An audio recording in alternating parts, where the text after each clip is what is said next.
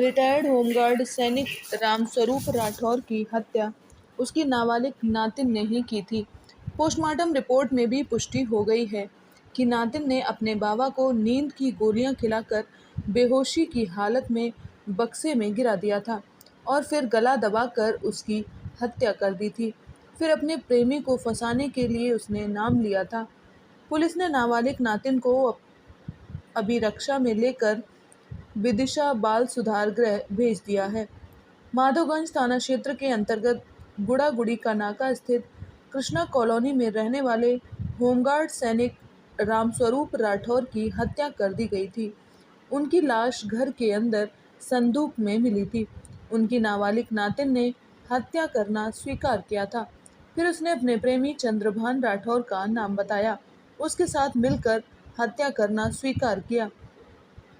लेकिन पुलिस ने जब तकनीकी साक्ष्य खंगाले तो चंद्रभान की भूमिका सामने नहीं आई। पुलिस ने जब नातिन से पूछताछ की तब उसने बताया कि चंद्रभान से वह बात करती थी, लेकिन दादा इसमें रोड़ा थे, इसीलिए उन्हें मार डाला। वह मेडिकल स्टोर से नींद की 15 गोलियां खरीद कर लाई। वह सारी गोलियां उसने सूजी के हलवे में मिला दी।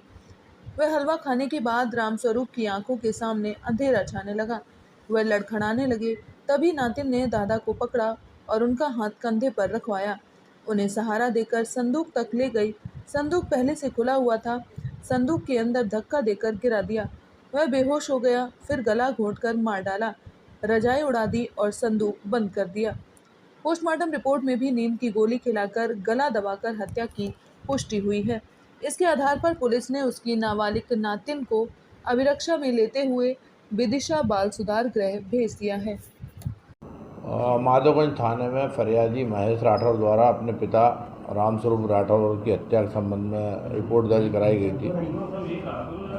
उनकी रिपोर्ट के संबंध में माधोगंज पुलिस द्वारा धारा 302 का अपराध पंजीबद्ध किया गया था और प्रकरण में विवेचना की गई गंभीरता को लेते हुए, क्योंकि मृतक जो थे रिटायर्ड होमगार्ड, हमारे पुलिस विभाग से होमगार्ड से रिटायर्ड कर्मचारी थे और इस मामले को गंभीरता से लेते हुए पुलिस अधीक्षक महोदय द्वारा टीम बनाई गई और थाना प्रभारी और एडिशनल एसपी की मार्गदर्शन में बारीकी से विवेचना की गई।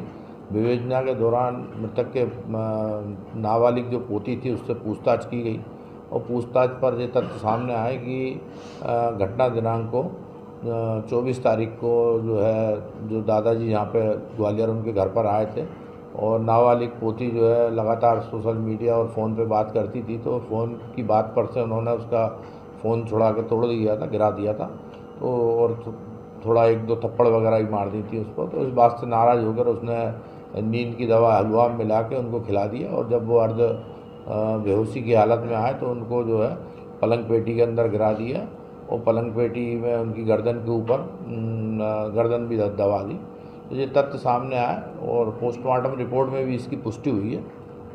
प्रकरण में जो नाबालिग पोती थी अपचारी बालिका, उसको गिरफ्तार किया गया और बाल संप्रेक्षण गृह विदिशा में भेजा गया।